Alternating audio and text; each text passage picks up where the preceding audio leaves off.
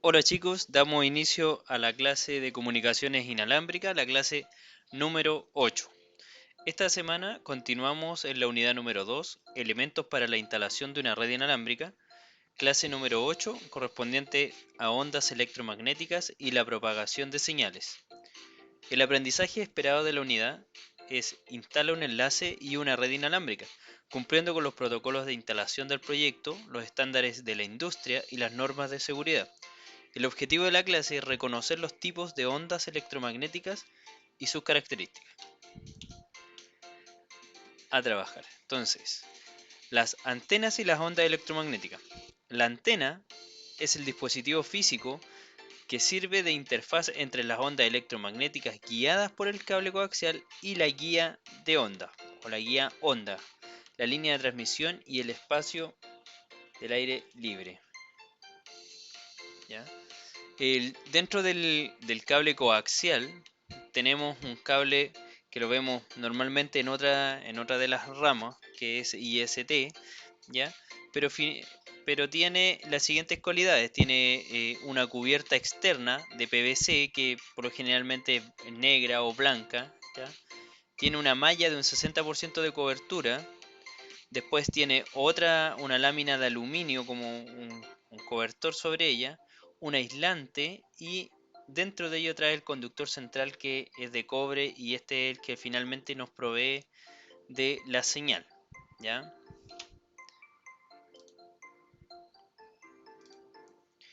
También tenemos la guía onda como se denomina aquí, ¿ya? Que es finalmente la parte del dipolo que también le llamamos donde se transmite la señal. Cuando hablamos de las antenas puede ser para transmisión como para recepción. Y aquí entra un principio de la radioelectricidad o de las transmisiones electromagnéticas, que es el principio de reciprocidad, que es donde la antena propiamente tiene las mismas características para ambas tareas, tanto transmisión como recepción. ¿Ya? Transmisión lo utilizamos con la sigla TX y recepción con la sigla RX. Así que la misma precisión que tiene para enviar en una determinada dirección es la que tiene para recibir en esa transmisión.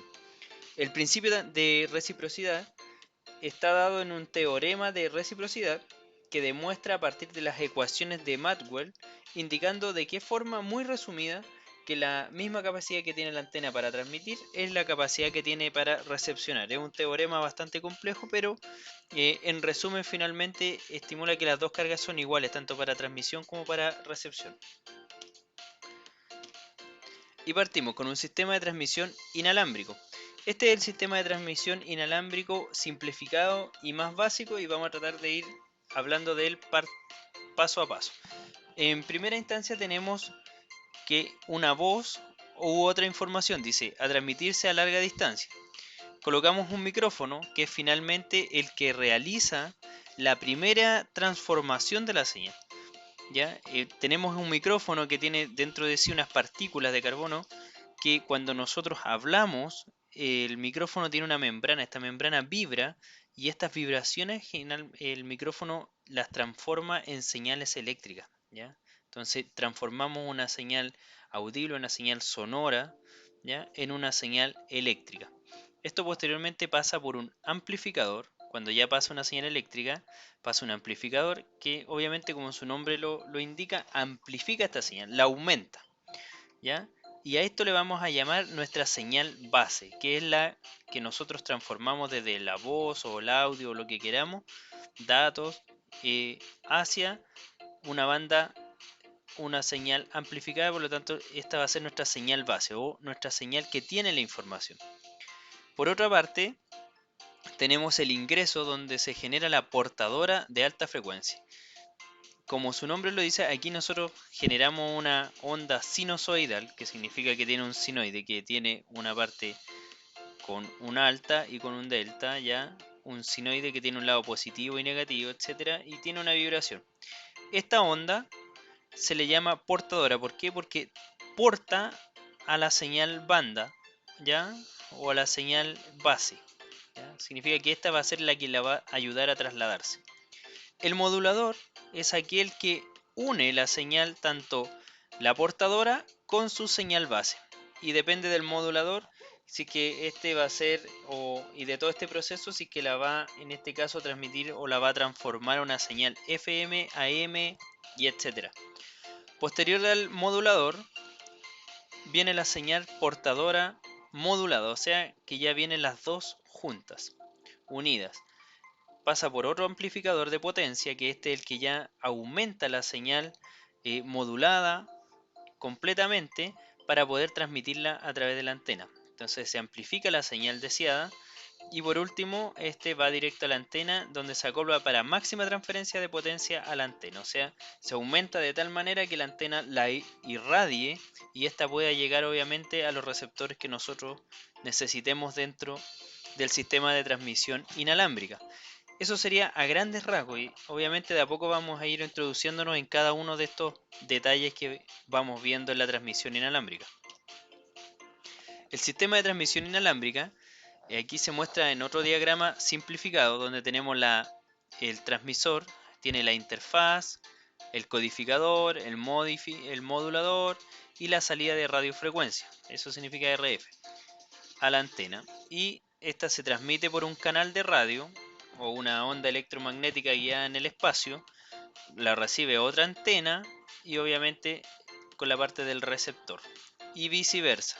Ya esto es como una transmisión bidireccional que viene de bi de 2, ya entonces es una señal hacia ambos lados. Dentro de obviamente la transmisión vamos a tener atenuaciones, ruido, distorsiones, interferencias. Entonces lo que en un principio era una onda limpia se va viendo con todos estos peaks, ya estas rayas que son el ruido, la distorsión, la interferencia, que también vamos a ir viendo cómo se produce toda esta limpieza posteriormente. La modulación es el proceso por el que se modifican algunas de las características de una señal, llamada generalmente la portadora, de acuerdo con las variaciones de otra señal llamada la moduladora. ¿Ya? Emisión y recepción de señales. Todo elemento de corriente variable genera una onda radiada. Por tanto, cualquier circuito eléctrico produce una radiación electromagnética, aunque pequeña, pero la produce. ¿Ya? La línea de transmisión, en este caso tenemos el generador o el transmisor, va por la línea de transmisión que vendría a ser nuestra antena, obviamente, ¿ya? A una transmisión gradual. Esto se genera ya que el flujo de los electrones se aceleran, por eso tenemos un generador o un transmisor. Aceleramos el flujo de electrones, este flujo de electrones avanza rápidamente y al llegar a un tope tiene que desacelerar. Al desacelerar esta parte hace que estas señales obviamente como que salgan exponencialmente de la antena, van a tal velocidad que es como que se emite esta onda. Y esas son las que finalmente empiezan a viajar por la señal hasta que llegan a una recepción y este también las toma y hace la parte inversa de la recepción. O sea, entonces ahí tenemos lo que es la antena transmisora con la antena receptora y su transmisión en el espacio. Tenemos una onda guiada, ya una onda de dimensión que esta vendría a ser la antena que nosotros vamos a crear o dirigir para trabajar en cierta frecuencia.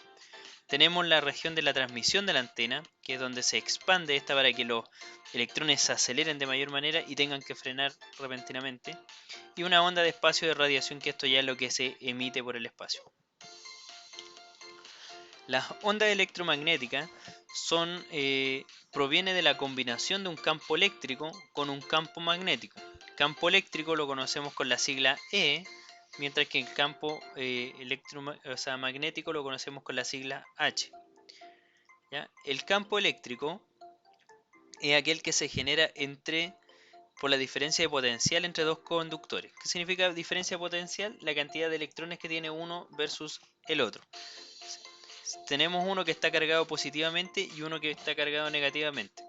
El campo eléctrico siempre va a ser desde el campo que está cargado positivamente atraído hacia el campo que está cargado negativamente. Es por eso que si nosotros miráramos estos tubos de frente, como lo estamos viendo aquí, esto se expande y llega al cable o el conductor que está cargado negativamente. Y viceversa, si nosotros estuviéramos acá, esto aumentaría en forma circular hacia el conductor que está cargado negativamente. Esto se le denominamos el campo eléctrico. Por otra parte tenemos el campo magnético. El campo magnético, a diferencia del campo eléctrico que va desde uno a otro, el campo magnético es producido por la circulación de una corriente en un conductor. O sea, tenemos uno solo, ¿ya? Y es la circulación de la corriente. Aquí tenemos la I. Entonces es el movimiento de electrones que va dentro de un tubo, así, ¿ya? Cuyas líneas de fuerza son concéntricas con el cable. Entonces este va, y si nosotros miramos esto de frente, esto va girando alrededor de este conductor, o sea, va así, ¿ya? A este también el campo magnético se le denomina la fuerza de la mano derecha. Si usted coloca su mano derecha y coloca el dedo pulgar hacia una parte, el campo magnético son sus 4 dedos tratando de envolver su mano. Ya esa es la forma en que como se denomina esta parte.